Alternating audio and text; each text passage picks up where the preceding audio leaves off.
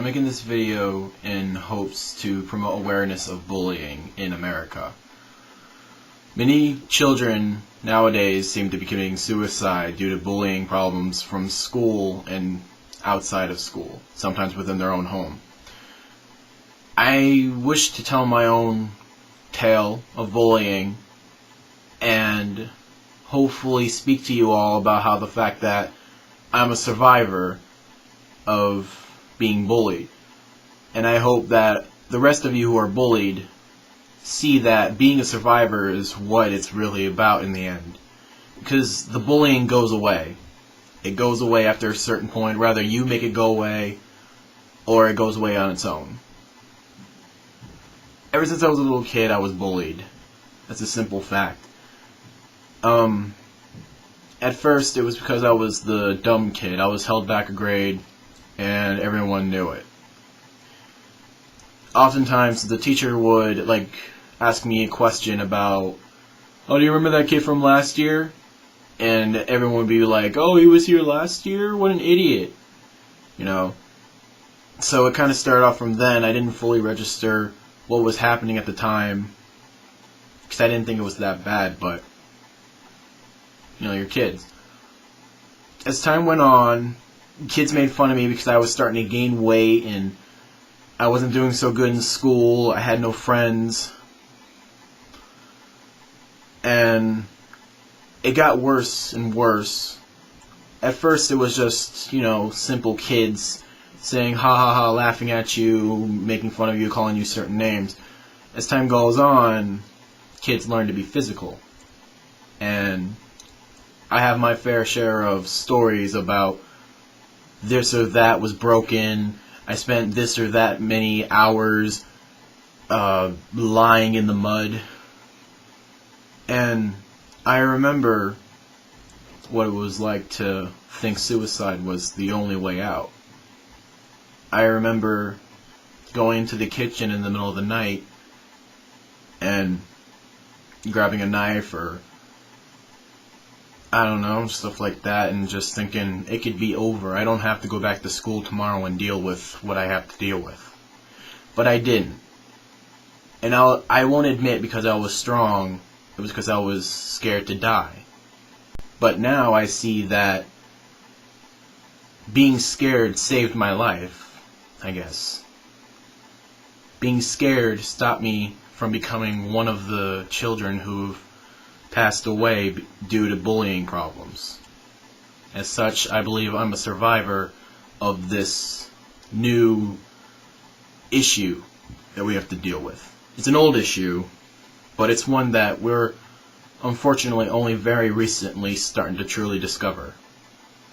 Every time I see a newspaper article or a magazine piece about how many kids have been committing suicide this week or this month, it really hits me. It really makes me think that could have been me. It could be anyone. It could be your best friend, it could be your brother or sister, it could be your children, your grandchildren, it could be anyone.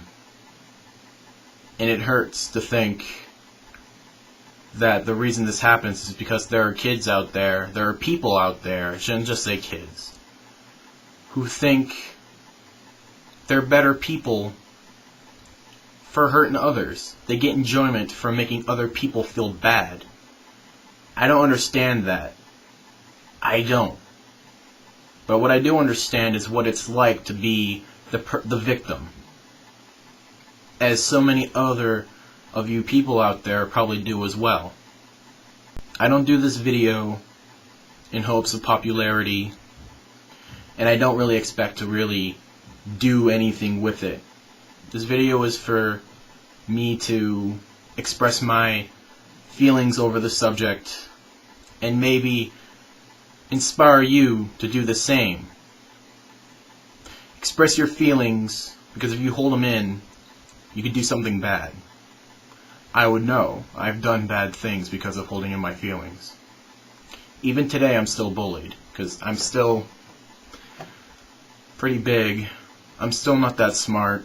I'm 17 years old and I haven't been to school in a long time. I've been homeschooled because the bullying problem got too much for me at a certain point that my mom just pulled me out of school.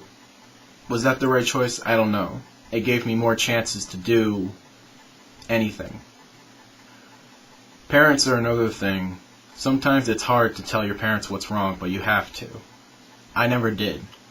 And I regret that, because I feel like if I told my mother, or even my father, if I had told either of them, I think maybe my life would have been a little bit better.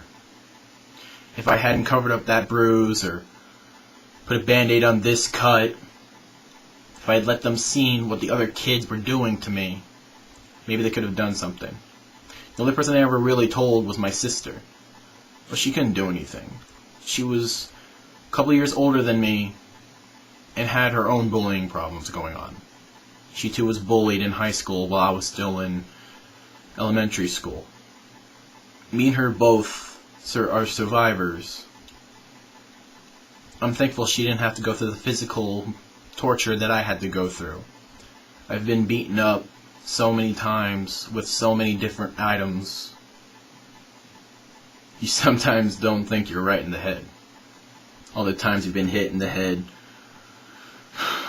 Sometimes you think maybe something got messed up there, and then maybe that's why you're unable to comprehend certain things in life. Like why people think it's such a good thing to bully others. Why people don't stop and say, hey, leave that kid alone. I hope that one day bullying is not going to be an issue anymore. There are so many issues that our planet has that it is not something that we should have to deal with. This is such an easily avoided fact. This is such an easily avoided problem. And yet, we still have to deal with it. I still turn on the TV and I hear about some kid that killed himself. Some poor boy or girl who couldn't take it anymore and just took the easy way out. For you people who are bullied, rather you be 6 years old, 14, 20, 30, 40, it ends. At one point or another, it ends. Not through death, but it ends, and life gets better. I'm not speaking from experience per se. Life has gotten better for me, but only because I made it that way. I'm hoping to become an author. I want to write. I take boxing classes. I do a lot of stuff now. Do I have that many friends? Not really. But at least I still have friends, and I cling to that fact. I don't say to myself, oh, I only have 1 or 2 friends. I say, hey, I have 1 or 2 friends still. I have 4 friends, but that's how you gotta be. You gotta take the good qualities of your life and stick with them. Because everyone has bad qualities to themselves. And if everyone only focused on that, no one would survive. Whether it be literally or emotionally.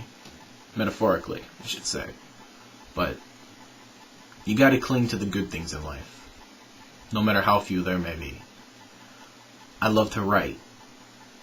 So instead of wallowing, I sit down on my computer and type away.